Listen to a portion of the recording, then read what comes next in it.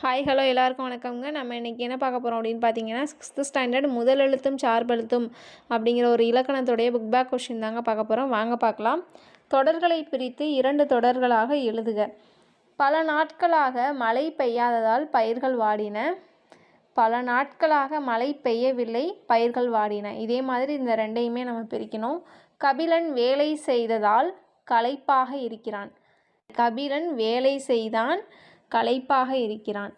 இலக்கியா இனிமையாக பாடியதால் பரிசு பெற்றாள். இலக்கியா இனிமையாக பாடினால் பரிசு பெற்றாள். பொருத்தமான சொல்லை தேர்ந்தெடுத்து எழுதுக. பறந்து விரிந்து இருப்பதால் கடலுக்கு டேஷ் என்று பெயர். பறந்து விரிந்து இருப்பதால் கடலுக்கு பறவை என்று பெயர். இலக்கிய மன்ற விழாவில் முகிலன் சிறப்பாக டேஷ் ஆற்றினார். உரை. முத்து தம் டேஷ் காரணமாக ஊருக்கு சென்றார். பணி, வேலை காரணமாக. கலைமகள் தன் வீட்டுக்கு தோட்டத்தை பார்க்க வருமாறு தோழியை அழைத்தாள். பொருத்தமான சொற்களால் கட்டங்களை நிரப்புக. புல் என்பதன் வேறு பெயர் பறவை. புல் என்பதன் வேறு பெயர் பறவை. பறவைகள் இடம்பெயர்தல் வலசை போதல். சரணாலயம் என்பதன் வேறு பெயர் புகலிடம். வரிசை மாறியுள்ள சொற்களை சரியான வரிசையில் அமைத்து எழுதுக. இளங்கோவடிகள் காப்பியத்தை எனும் இயற்றியவர் சிலப்பதிகாரம். சிலப்பதிகாரம் என்னும் காப்பியத்தை இயற்றியவர் இளங்கோவடிகள்.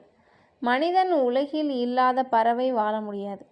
பறவை இல்லாத உலகில் மனிதன் வாழ முடியாது.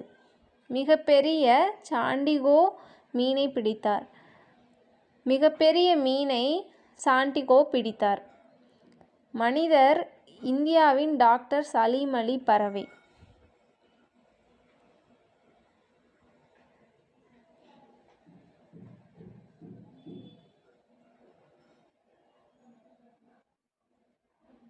இந்தியாவின் பறவை மனிதர் டாக்டர் சலீம் அலி.